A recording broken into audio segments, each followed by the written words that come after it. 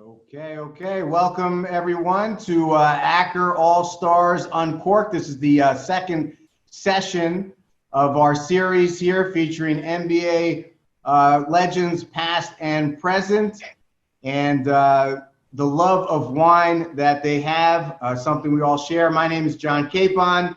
I'm the owner and chairman of Acker Wines, the world's destination for fine and rare wines. It's also America's oldest wine shop and the world's largest wine auction house.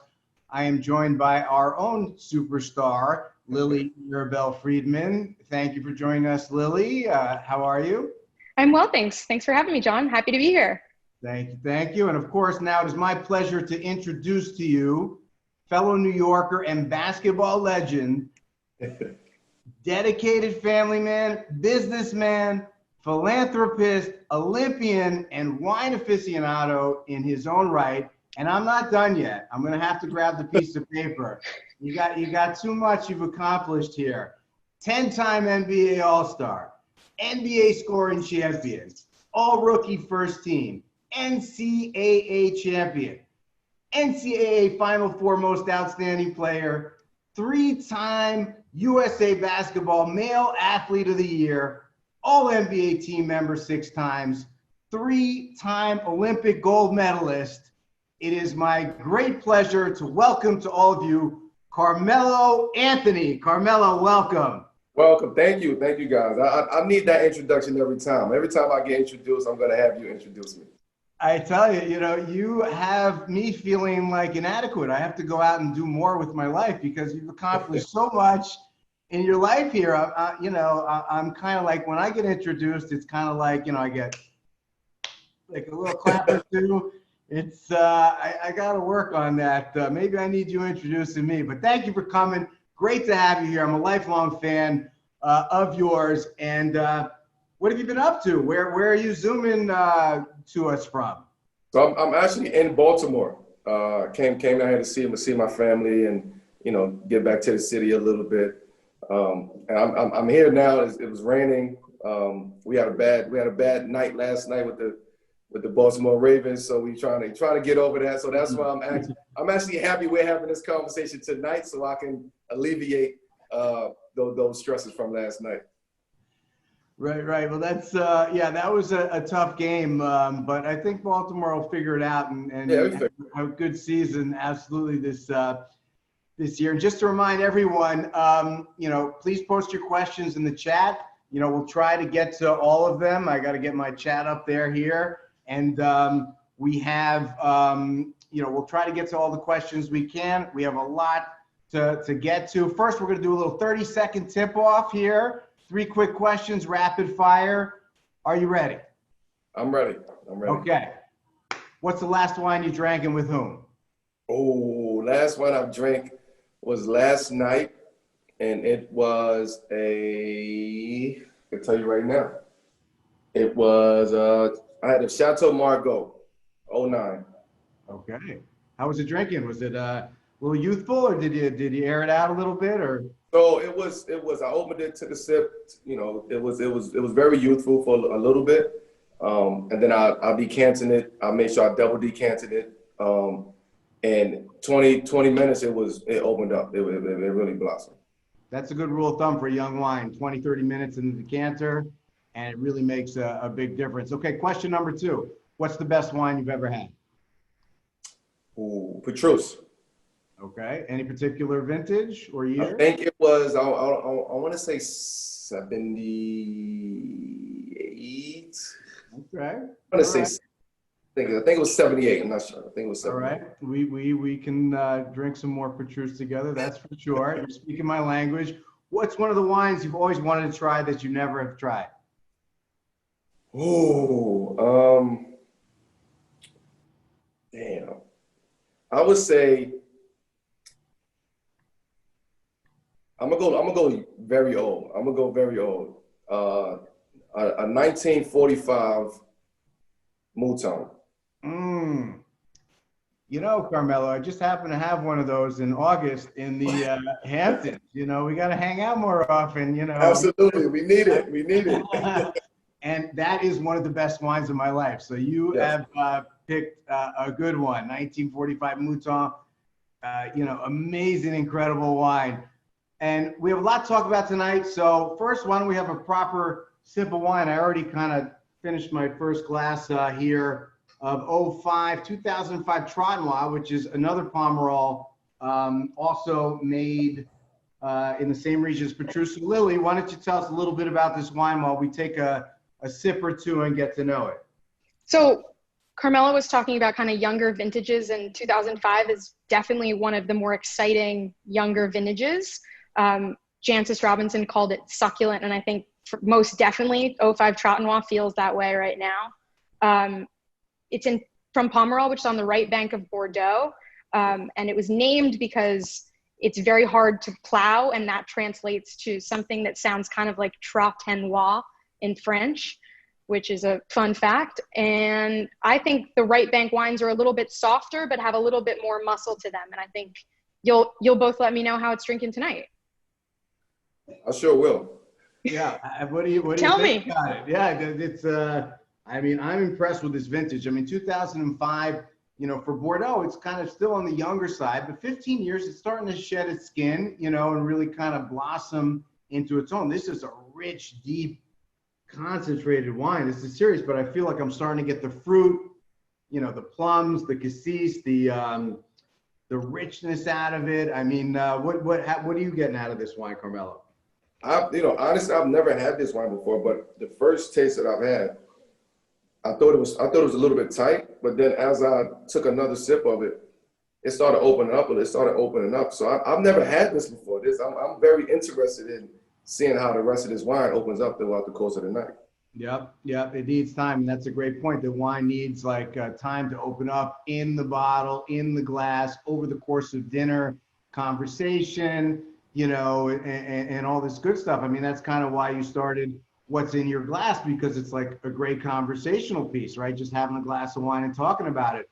And talk about that. I know that's something you're doing, and what was the motivation, the idea behind it, the What's in Your Glass? You do it every Monday nights at 8 o'clock, and you've had some amazing guests on it. So talk to us about that a little bit. Well, What's in Your Glass started with quarantine, right? And it was just a offline group of guys, friends, and we get on the Zoom, and then we just talk trash and have some wine. And from then, we was dealing with so many issues, and we still are, but we were dealing with so many issues, around March. And I was like, man, I want to do a wine show. Like, I'm doing it with my friends. It's cool, but let's just keep it going. And from then, a whole thing of just issues was happening back to back. And I did my first show with Jimmy Butler, and we're talking, but I saw how the conversation was going. It was very loose, it was very real, it was comfortable. We talked about, specific topics and issues and concerns. And then from there, each episode that I was doing just became more deeper and thought-provoking and having conversations and, keeping dialogue going and just getting a better understanding of just the world that we live in our society. And that's how What's in Your Glass started. Yeah, it's been great, and we look forward to you keeping that going and building off that. It's been really entertaining, and thank you for doing that, and kind of and thank you for selfishly for being a wine lover and talking about wine, because that's what we like to do. We like to see people loving wine, living wine. So what got you into wine? Was there like a certain bottle that like the lights went off, or what's your wine story? I was always just kind of intrigued on just the art of winemaking, right? And just what went into it. Early on, I would say around 2005 was kind of when I started to just drink wine. But I started off drinking white wine. And I went from white wine, and I went to California. I think I was in Sacramento one day, and I just wanted some wine. I was at the bar, and I just had some wine. And I think I had a 05, I think it was Insignia, I think. Right. And I tasted it, and I was like, oh, This is all I'm going to drink for the rest of my life. At that point, I was like, this is what I want to drink at the rest of my life. And I started from that point. I just started, collecting insignia and Paul Meyer and Etude and, and Dominus. And for me, that was my journey when it came to wine. Again, I had no education of it. I knew nothing what was going on with it. I just knew that this was my taste profile and I liked it. And I was going to invest in that. And to fast forward now, to have cases of '05 Insignia and Paul Meyer and Etude and Dominus, like, I'm happy. So it was a great investment for me. Absolutely. I mean, the great wines get better with time. And when you're talking about Cabernet, you really need 10 or 15 years. Now, this wine is 80% Merlot, Lily, but this is it's 90% Merlot, 10% Cabernet Franc. So it's really, and a lot of the wines we're having tonight are really Merlot focused, surprisingly. So even though we're going back and forth between the right and left bank. And this is the same family, the Mouex family, that's in charge of Petrus. It's actually different halves, the brothers. This is Christian Mouex, who makes Trad wine. He used to manage Petrus, and now the brother took over. There's a lot of brother family feuding things going on in wine world in France. But this is the same lineage, and you can kind of taste that breed, that quality in the Trad wine, and it's 1/10 the price, which is another beautiful thing. That's the main point. The 1/10 of the price of Petrus. Of Petrus. But you could taste that lineage in this bottle. You could taste it. It's a serious wine, no doubt about it, I think. And I think the '05 vintage, which was, heralded as one of the great vintages of all time, is now just starting to get to a point where it's drinkable. And it's like, wow, I can actually open this and not feel bad about it. So, as far as you mentioned to us the best wine you ever had being Petrus. What are some of the other wines that you like drinking on a regular basis? I heard that you brought a bunch of old world wine into the bubble to help you manage the time there. So what are you drinking now on a regular basis? What kind of things are tickling your taste buds? So yes, I did. I bought a bunch of wine to the bubble. I bought a bunch of, first grows, old world. That's just what I love. That's what I'm into. But then I had a bunch of Burgundy. I was drinking a bunch of Burgundy. But then I started gravitating towards. Honestly, I've been drinking a lot of Chateauneuf de Pape lately. That's the region that I'm very interested in, and that's the region I've been actually drinking a lot of Chateauneuf de Pape right now. It's easy. It's very good. You can open it during the day. It's that type of wine. It's not a first gross, but it's a very fun region to be a part of and to try that. Absolutely. So are you advocating day drinking there, Melo? Did you say you could open it up in the day? You like to? Listen, each his own. Drink responsibly. No, I played with you. I love the Rhone wines. That's kind of like one of the real insider wines, Bordeaux and Burgundy dominate Cabernet and Pinot Noir, but then you have the Syrah and the Grenache and all these things going on the Rhone, and not only Chateauneuf in the south, but the Hermitage and the Côte Rôties in the north. And, I can see you're getting deeper and deeper into the rabbit hole as you continue to collect. So so you collect wine. How big is your collection? Do you have a lot of wines? Do you buy to drink or do you buy at a store and keep stuff? You said you still have some of those 2005s, in the cellar. What are your collecting habits? So I have a cellar, external storage that I keep the wine in. But at home, I just have my wine that I like to drink. I like Le Turc. I like, I just love those wines that I can just open up right then and there, drink it. It's fun. It's easy. So those are the ones that I actually keep in my cellar at home because those are the ones that I just want to crack open every single day. I'm not the guy who holds his wine, right? I like to enjoy my wine with great people, great conversation, great food. If you can enjoy it, I'll open it for you. It doesn't matter what bottle it is. Right. So I have a question for you. What's more valuable, your wine collection or your sneaker collection? I think my wine collection. I would say my wine collection. Okay. The sneakers are getting very expensive now. The vintage sneakers. No, they are. You know what? I'm gonna have to take that back. 'Cause you got the resale market that's going crazy too. The same as wine too. You have a resale market of wine. It sounds like you need a couple of appraisals to answer this question. Absolutely. Well, that's fantastic, and obviously, it's wine is something that is about sharing, like you said, and it doesn't matter if somebody loves wine. There's just like great pleasure with opening it, giving it to them, and having them be like, wow, I mean, so do you consider yourself an ambassador for wine? Are you trying to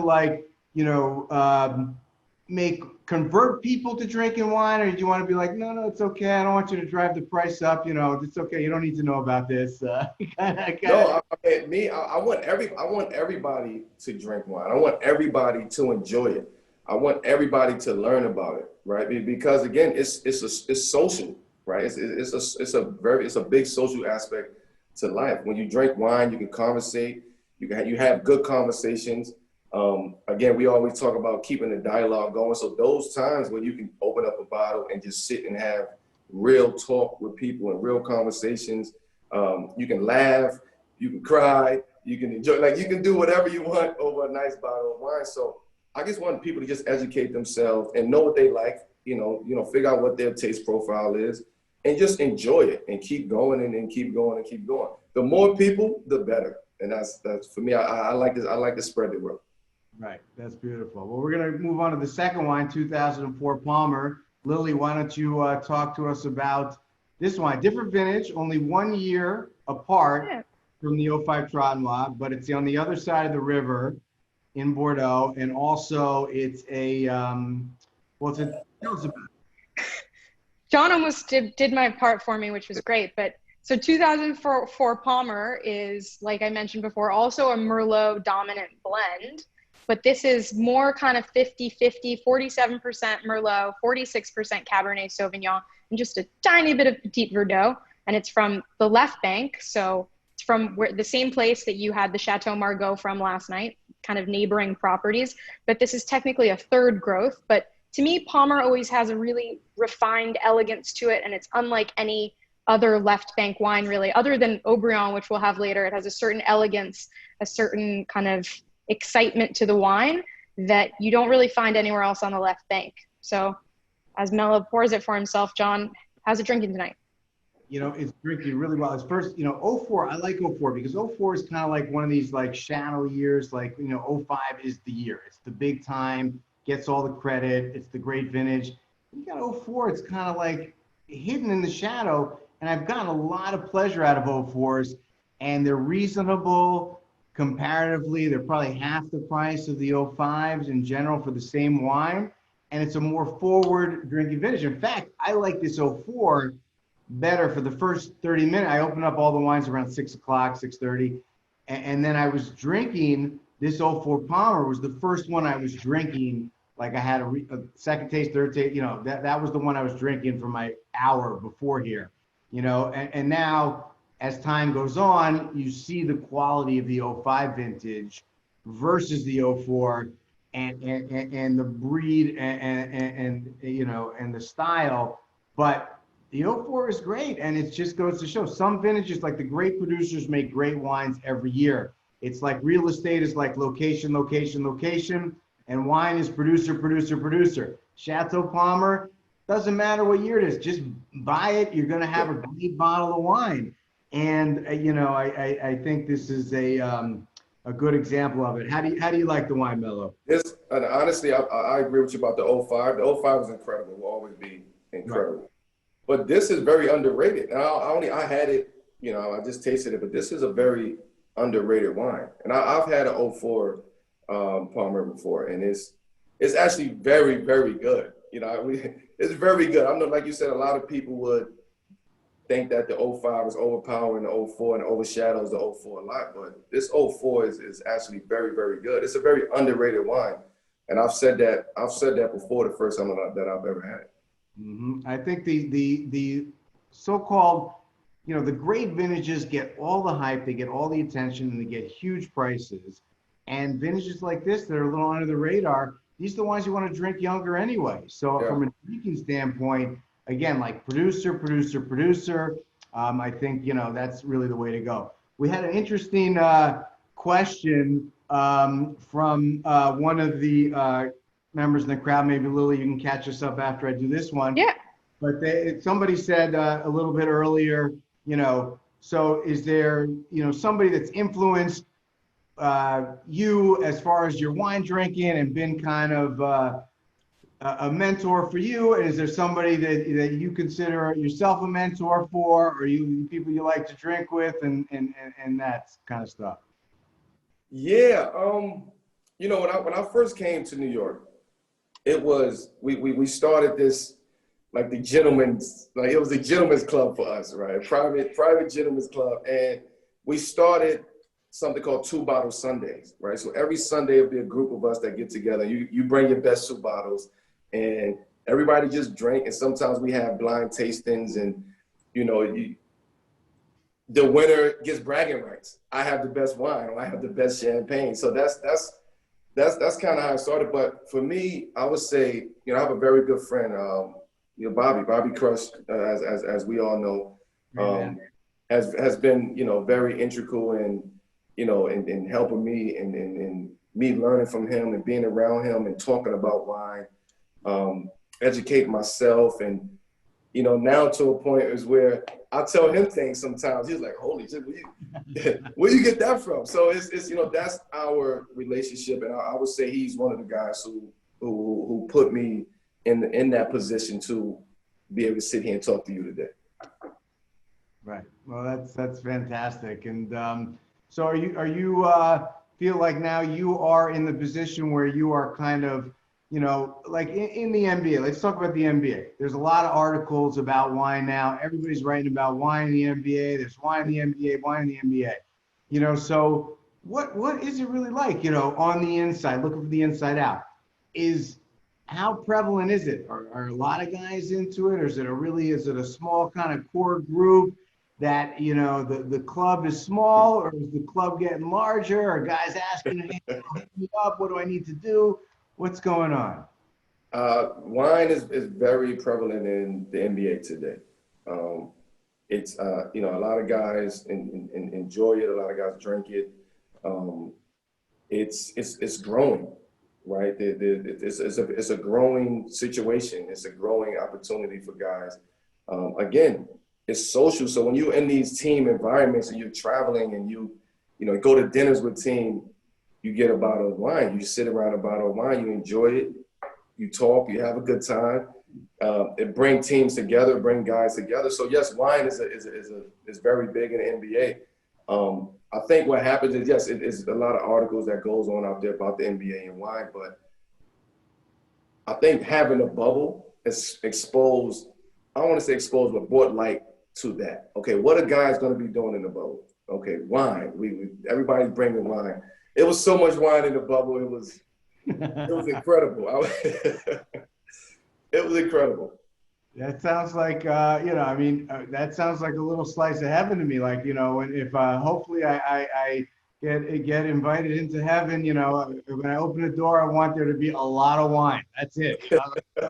I'll be good, and then like my friends, the good dinner, the chefs, the wine, that's heaven for me. So like, I understand it. So like that's really interesting. Like, but also from a fitness standpoint and staying in shape and having to work out and be, on point, do you do things like not drink the night before a game, or drink, how are your habits like as far as drinking and health and balancing all that? I'm very cognizant of that. For me, as long as I put my work in and I'm in the gym and I'm training every single day and working out, it's like I have to have a glass of wine go to bed. Like I have to. And, you know, sometimes it's, you know, I'll find a great bottle that I don't want to put down and I'll drink it. And it is what it is. I think my body know and my mind know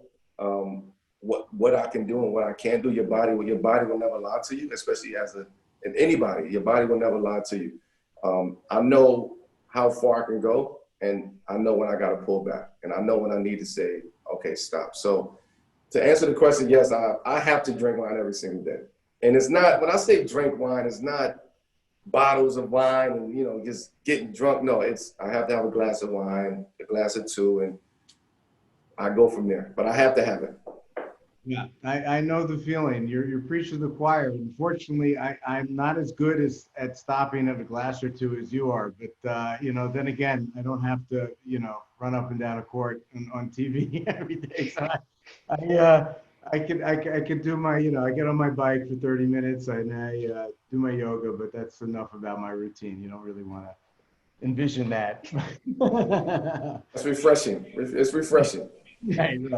No, but I mean, so, you know, what also like staying in shape, like I'm curious about diet and like, you know, what kind of like food you eat. I mean, because it seems like there's a real cognizant, use that word, about like what people eat, what you put into your body compared to like 10, 15, 20 years ago. Knowledge. And I think like the NBA guys are like, you know, in some of the best shape, probably in the best shape of any sport, you know, and talk to us about your diet and some of the things you picked up to look so good at such an old age, so to speak. I'm gonna be very honest with you. Wine has got me to the point where I really focus on my diet, because when you're drinking wine and you're going to these nice restaurants who have extensive, you know, wine cellars and you know, bottles, you want great food to pair with that. And a lot of times the, you know, smaller portions is, you know, it's the best food, it's the best taste, it's the best, you know, it's the best meats, it's the best fish, it's the, you know, it's the best of everything when you're drinking these wines like this. So I kind of take that and it became my lifestyle, right? Knowing how to eat smaller portions, knowing what to eat, when not to eat, you know, having your cycles of eating throughout the course of the day, right? 3 cycles for me is my cycle throughout the course of the day, right? So, you know, in the mornings I have my juice, I have a light breakfast, and then you know, my second phase is from 12 to 3, and then my third phase is from, you know, 6 to 8, 8:30, 9 o'clock. And those are my actual phases. So when it becomes a lifestyle, it's easy, right? You know, it's second nature to you. You don't have to think about it. So I would say that the wine and being able to go to these nice restaurants and eat great food from these top chefs helped me steer myself mentally and physically when it comes to just my health. Right. Tasting menu diet. Exactly. But it works. It's small portions at a certain time, and it's the best of the best, and then you keep going. So I'm going to have you guys move on to the next wine, and I'm going to ask a few of the questions that we've gotten from the chat in the meantime. So one of the questions that we received was about blind tasting. And I know you've done a lot of wine drinking, and I assume you're rather competitive, given that you're a professional athlete. Do you blind taste? And people often, myself included, I'm a sommelier, and I find blind tasting often very humbling. Are you a great blind taster? How do you judge yourself as a blind taster, and how do you feel about doing it? I've got better. Okay. Yes, I do. I like to blind taste because, again, I'm educating myself, and I'm constantly learning, and I'm trying to learn. And so I do blind tastes with friends, and they'll test me out, to, you know, because they always laugh and joke at me. Oh, Melo, you think you're a sommelier? You think you this? You think you that? Let me see what you can do. Let me see if you can figure this out. So they test me out a lot, and just to see. I'm okay. I'm okay. If it was a list of questions, 12 questions, I would say I can get 2 or 3 out of the 12. Yeah. It's not bad. No, at least not bad for me. That's fine. That's somewhere to start, and something to improve on, perhaps. Yes. As you continue your wine drinking career. So we now have moved on to the next wine. Carmelo, you got it in your glass? You ready? Yes, I'm ready. Okay, so the next wine is the 1989 Chateau Pichon Baron, which is a second growth in Pauillac, where I think people, when they think of Pauillac or they think of Bordeaux, they think of those big first growths, and there's a lot of first growths in Pauillac. That's where Lafite and Latour both are. And Pichon Baron is one of the more historic estates there, and it's related to the sister property Pichon Lalande down the road. And as John mentioned earlier on, in terms of familial history and twists of brothers, sisters, wives, cousins, the estate was split because the father died and gave half of them Pichon Baron to the sons and Pichon Comtesse de Lalande to the daughters. And this is much more of a classic left bank blend, 60% Cabernet, 40% Merlot. And 1989 is perhaps the most historic vintage of the modern era. I mean, we can go back, and Carmelo mentioned 1945, and there's 61 and 59, but 89 in terms of my lifetime, not even my lifetime, both of your lifetimes, is certainly really up there for vintages. So Carmelo, what do you think of the 89 Pichon? I've always been a fan of the 89 Pichon, always. From since I started drinking Bordeaux and Burgundies and old growths and first growths and old worlds, it was 89 for me has always been a phenomenal year. And you can't go wrong at 89 with anything, but specifically this particular bottle is incredible. And I want to just go on the record and say that this is a special bottle. So thank you for allowing me to indulge in this bottle with you guys. We're glad we could pick it. Yeah. This bottle is older than you. No? Are you? What's your vintage, Melo? I'm a 84. I don't have a good year. My vintage was 84. It's an okay year. You gotta go to California for the 84. Yeah, Cali Cabs is the way. Yeah, but yeah. You could pull off the. Are you born? What's your birthday? What day is it? 5/29. So you can pull off the conception year. You can go to 83. That's your conception. Listen, I use that excuse all the time. Don't worry. I go to 83 or 85. Right. No, it's 89 is like an amazing vintage. This is one of the great wines. Again, it's the second growth. In Bordeaux, the first growths get all the attention and they get all the stature. And there's all these wines that are like these 1A wines. They're called second growths or whatever. But really, this is like an incredible wine. It's 30 years old. It's still super young. I mean, this is a wine that's got another 20, 30 years in it easily. And I think that's what makes Bordeaux so great. Bordeaux can age 50, 100 years effortlessly, but it doesn't have that appeal in that first 10, 15 years. It's like leave me alone, right? And then so it's kind of like the Bordeaux needs the time to get to it. And I think in today's world, which is very bing, bing, bing, bing, bing, people want, that's why Burgundy is starting to become more and more the word, because like the Burgundies, you can drink younger and they're a little more forward, but they don't age as well. Yeah, they don't age that 50 or 100 years. Yeah, they age 30, 40, some do the 50 plus years, of course, but it's not as consistent, as Bordeaux for sure.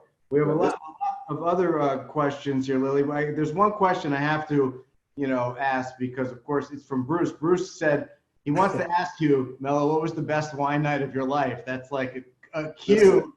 Bruce. The best wine night of my life was actually at Bruce's house. I would say that. I would say that. And I will say this. I will go to record and say this about that party. It was phenomenal. It was incredible. Yeah. It was one bottle I was actually looking forward to getting that night or drinking. It was, I want to say a Magnum of 85 or 86 Margaux. Okay. And it was corked. It was corked, and it was just sitting in the middle of the table with all these wines around, full to the top. Right. And I came into the party late, and I'm like, why nobody's drinking this? Is something wrong? And it was corked. And I went over there. I took 2 glasses anyway, just because it was. Even though it was corked, I just took 2 glasses anyway. Well, a lot of people might not know that, like what like a corked wine is. It's like actually like a birth defect. It's like the wine tastes like the cork, but sometimes it smells a lot and it tastes better, and sometimes it smells okay. Yes. And it's like a birth defect is the best way to describe it, but it doesn't mean that it's like, undrinkable or anything. There's various degrees of it, and but when Yes. for Bruce's birthday party, when there's like 75 like wines open, you're like, okay, maybe I'll just leave that one. We're looking forward to the next birthday party. Hopefully, summer 2021, we can get together more socially than we can right now. Lily, are there some other comments from the crowd that you have? Of course. So John got you really excited about the bubble wine and wines that you guys had in the bubble and how there were just so many wines. Was there a favorite wine of the bubble? That's the big question. Good question. That's a great question. I think everybody who had wine had their own kind of niche of what they was bringing. For me, like I said, I bought lots of first growths. I bought second growths. I bought Burgundies. I was heavy Pinot down there. I was heavy Pinot Noir down there. Hence Portland, being in Oregon. So I was trying out. I was using that time to really taste a lot of the wines from Oregon. So I just had a bunch of wines sent in, and every day I would just drink a different Pinot Noir and just check it out and see what it was about. I was teaching myself about that region. You were putting on a clinic for Oregon Pinot Noir down in the bubble. Yeah, but I was doing it on my own too. I was in a room. Personal. It was doing it. I was in my room, had my own tastings, and that's what I was doing. Is there a preferred or favorite place or atmosphere that you like to drink wine and taste wine, whether it's around a dinner table? I know we've talked a lot about being with other people and tasting wine and that kind of familial aspect to it, but is there, like, you like to be at home, you like to be at a restaurant, at the beach, whatever, anything like that? Yeah, I think restaurant to me, because I just love that ambiance, right? That I just love that being in a restaurant and knowing that they have great food and great wine, and I just love that. And away from that, it's my house. I love being in my house, just sitting around and sitting down and just opening a bottle of wine is special. I would say that. No matter what it is, you feel something when you open a bottle of wine. Of course.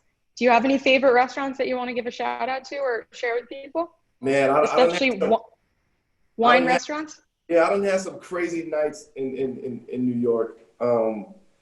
Carbone is I love Carbone.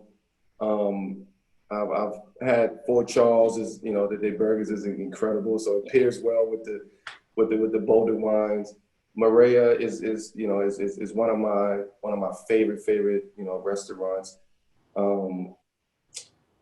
I could keep going. It's just I always try to there's another one, Emilio's. Emilio's is incredible. I love that spot. I just love good food, right? I love good people, good energy. But those are a couple spots that I visit frequently. Right. Very good. Sean, you want to go into the next wine, or you want to ask some of your own questions?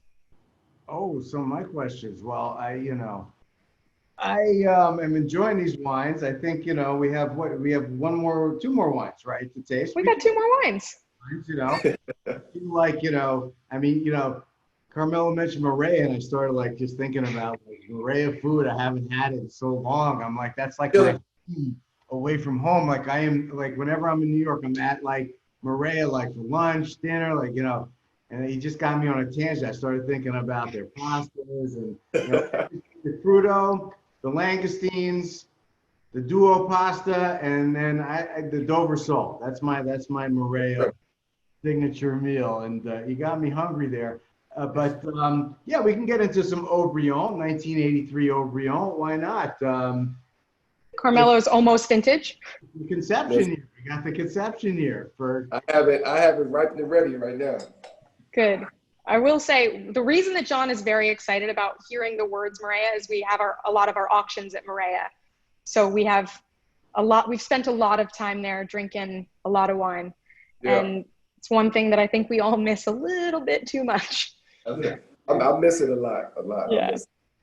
So 83 Haut-Brion. Is this a wine you're familiar with, Carmelo? Have you had it before? Very, very familiar with the Haut-Brion. I'm a big fan of just Haut-Brion in general. Specifically, this 83 will always be. This would be a classic for me. Yeah. This 83 Haut-Brion, I would say, is maybe something that I will go to every day. Like I will go to 83 Haut-Brion. Yeah, I agree. I think Haut-Brion is the it's really, of all the first grows, it really is like the best. And consistently over the 20th century, when you look about 100 years, it's like, you know, it's hard to argue that it's not the best.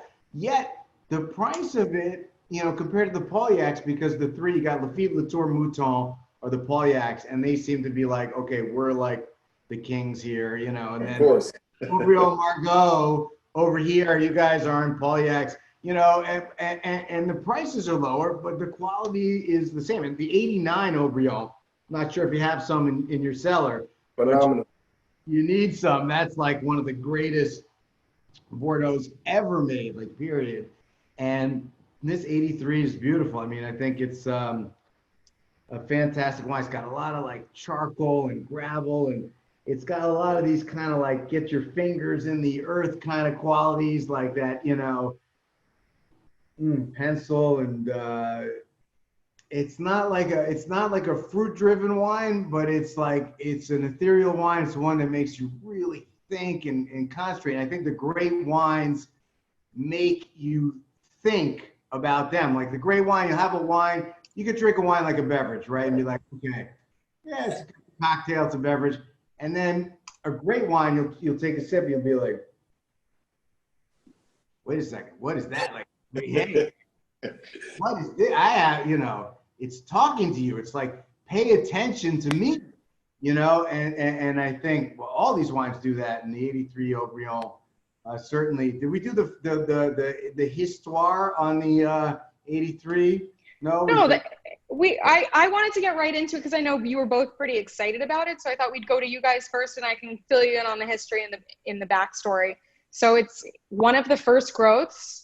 So from the 1855 classification, but as John mentioned, it's 5 super wines, right, from the left bank. Yep.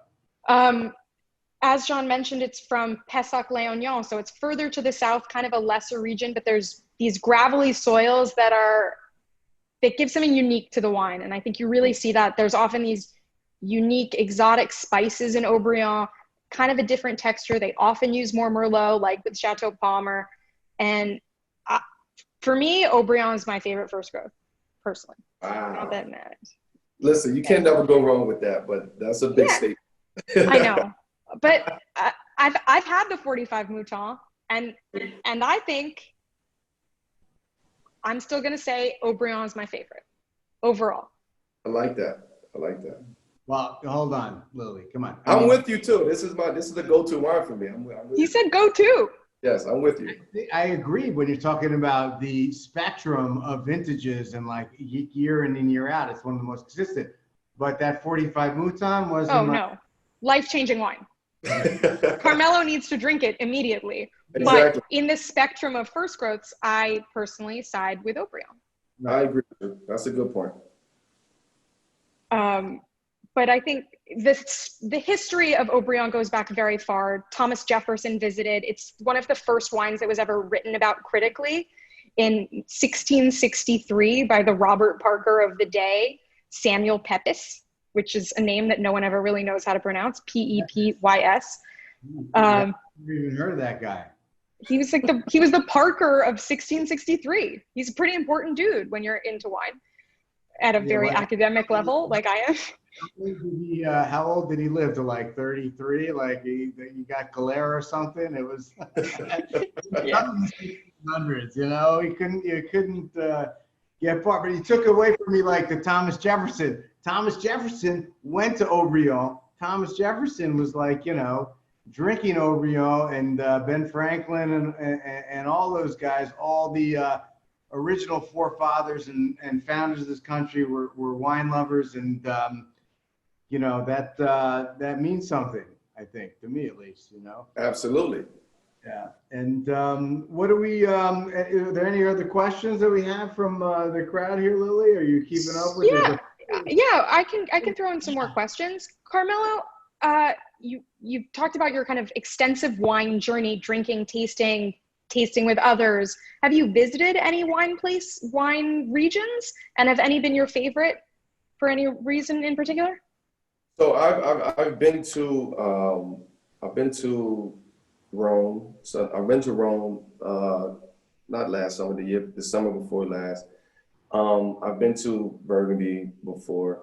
Again, when I went to Burgundy, this was years ago. So I wasn't really, you know, educated on the real Burgundy, right? So I just went, it was a stop in, drank some wine, just had a good time.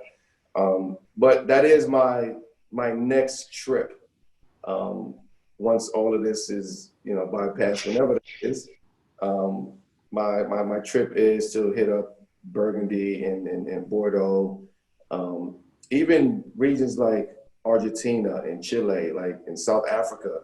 These are all the regions that I would start to get to. Go right ahead, John. Mendoza is beautiful, and yeah, of course, Bordeaux and Burgundy are they're the two icons of the wine market. You know, it's amazing. Like Bordeaux and Burgundy are literally 70% of the fine and rare wine market, and the French wines, when you add in the Rhone, Champagne, are 80%, and California is about 10%, and then you got Italy's 5%, and then the rest of the world's 5%. But the French wines are 80% of the fine and rare wine market. So they've had a head start. They've just gotten that geographical blessing from God, like you're in the right place, and they give you all these different little things, and you know, and that doesn't make, you know, the other wines less exciting, especially from an everyday standpoint. But it is true that when it comes to the market, you know, and if wines were stocks and they were being traded like in a market, which they are actually, which we kind of do, but you know, the French wines dominate the marketplace, and that history goes back 300 years, you know, which is, I think, what you were alluding to, Lily. Yes.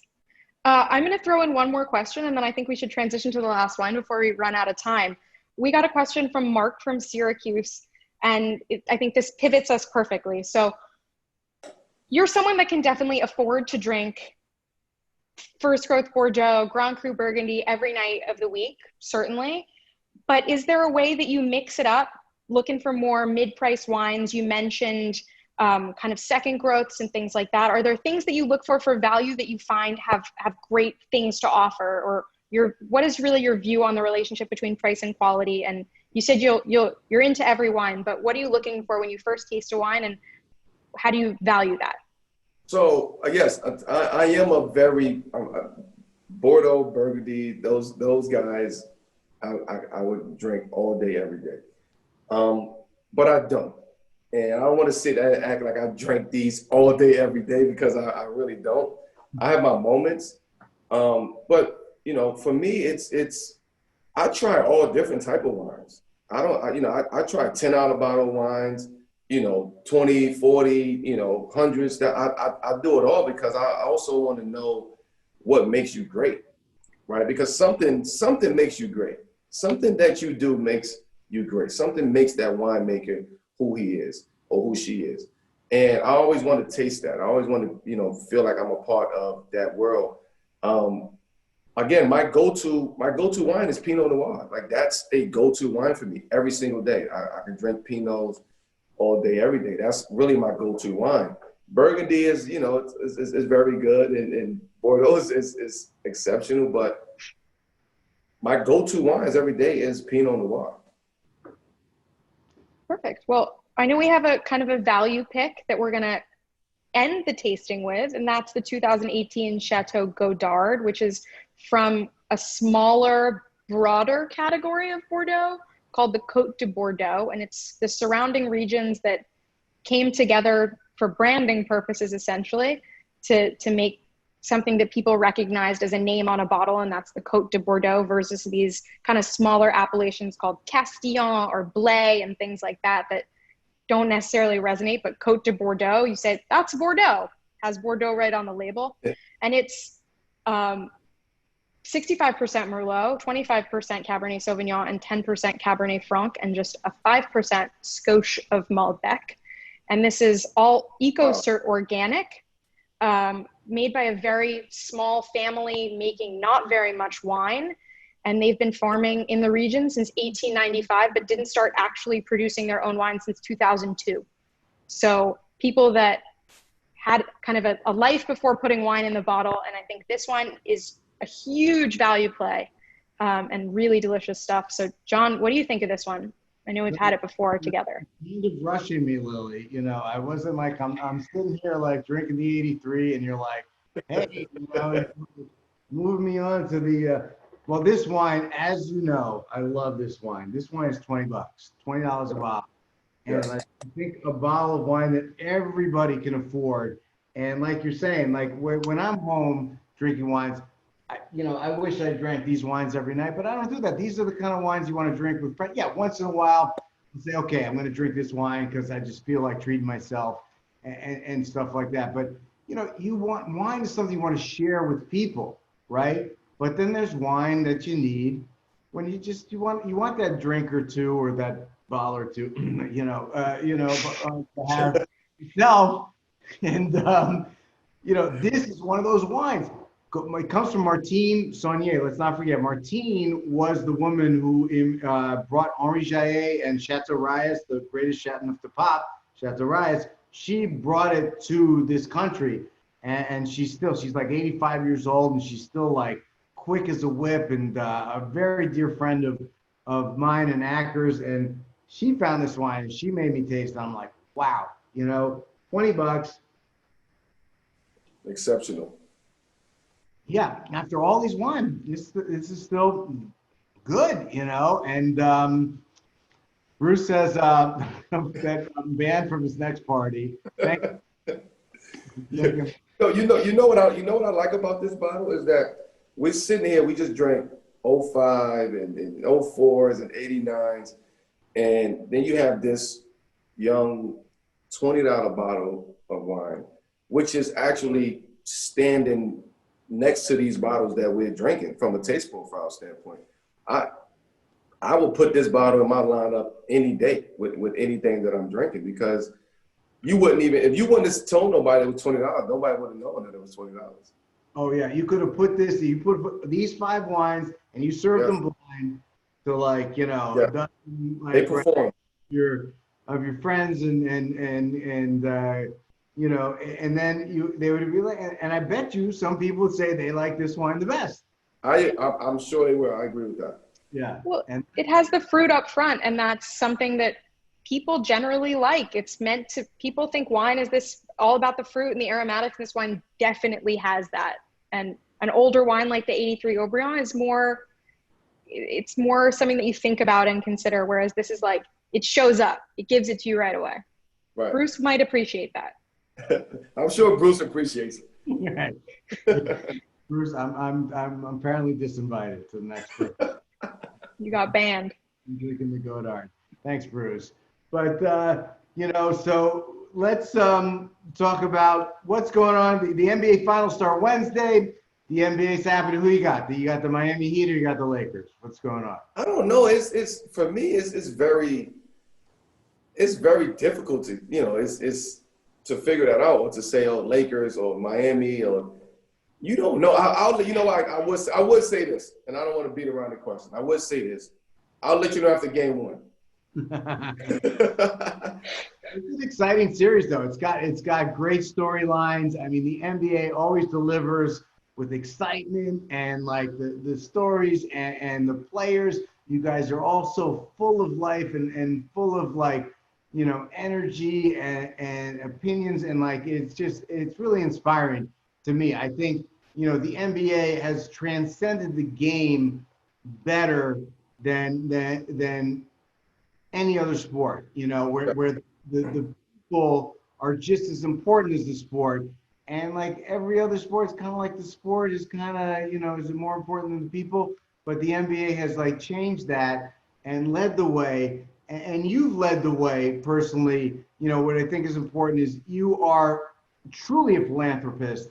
I mean, you have done so much for charity, for organizations, for race. I read that you like one year you were like one of the top 10 people for donating, you know, money you made to charitable causes. I mean, that's like a real thing, and that's like an amazing thing, and you need to be really commended for what you've done for so many other people, and what you're trying to give back to the world. And you know, talk to us about what's going on, you know, with your charities, you know, of course the Carmelo Anthony Foundation, and you're doing a lot more. I know it's super important to you, and we'd like to hear, you know, a couple of minutes about all that from you. Yeah, so I mean, the Carmelo Anthony Foundation has been established, 15 plus years ago. But it was always just catering to, underprivileged communities, underprivileged kids, underprivileged families, and just giving them outlets and resources from recreation to education. And we started building on that. We started doing something called Court for Kids. I mean, you're in Puerto Rico right now, and my first court that I did was in La Perla in Puerto Rico, which is now becoming like the place to go and take pictures in Puerto Rico, which I love that. I love to see that. I almost went today, but I didn't. I love to see that. So, and fast forward to now, we have over 10 plus courts around the island of Puerto Rico and counting. And now we're going back and refurbishing some of the courts after the hurricane and disasters.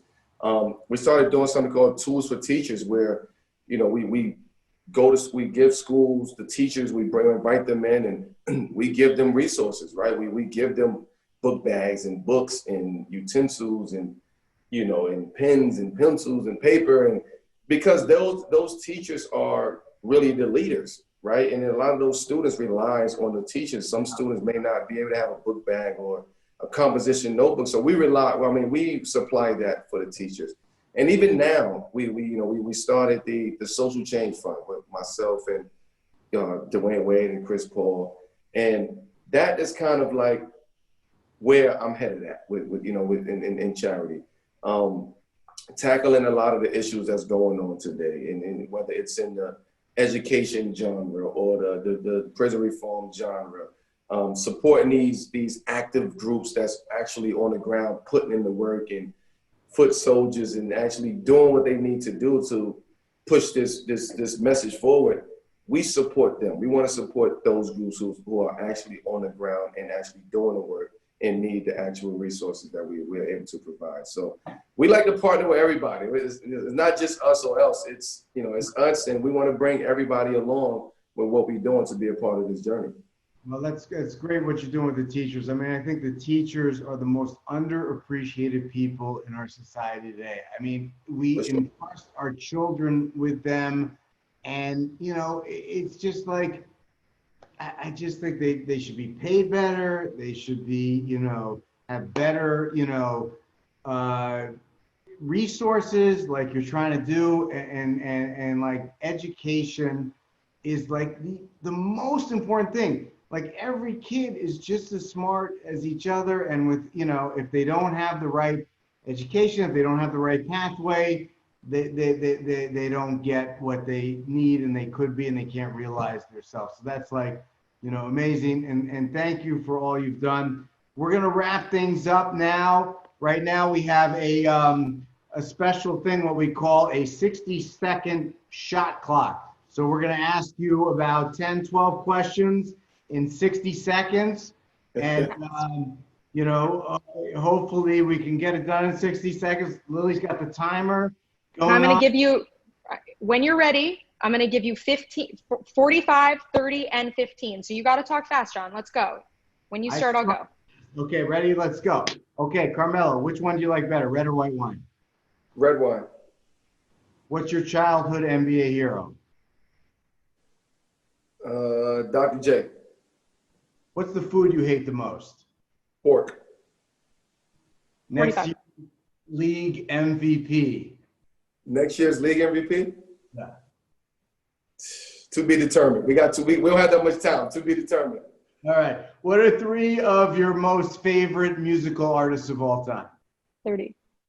Ooh, I love Frank Sinatra. I'm a big Sam Cooke fan. And, you know, Nas, Jay-Z, you know, Jadakiss fan. I could go on and on and on. All right. That was 5. 15. We'll take it. Just, all right, Lily, stop your shot clock. That's it. Don't pressure us here. What's the most wines you ever drank in a night? Ooh. 5 to 6 bottles, I would say. Okay. All right. What's your signature shot to win a game of horse? Off the backboard from 3 from the 45-degree angle. All right. Nice. What are 3 of your favorite movies? Ooh.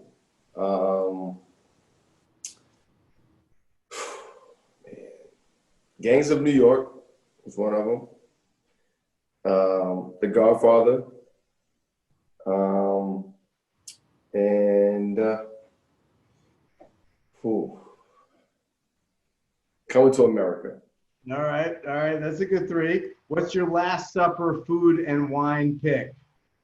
My last supper food and wine pick. A nice mouton and a nice. Well, that's you. I'm gonna get to 45 soon, hopefully. So that's not gonna be the last supper. A nice mouton and a nice ribeye with a nice pasta. All right, beautiful. Who's the most underrated NBA player in the game today?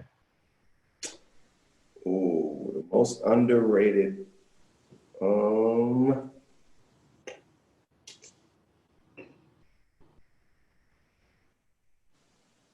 Derrick Rose. Derrick Rose. All right. And besides Jordan and LeBron, who are the 3 best players of all time? The 3 best players of all time. This is a tricky question right here. We're not trying to get you in trouble. No, it's no right or wrong answer. It's Shaq, Kobe,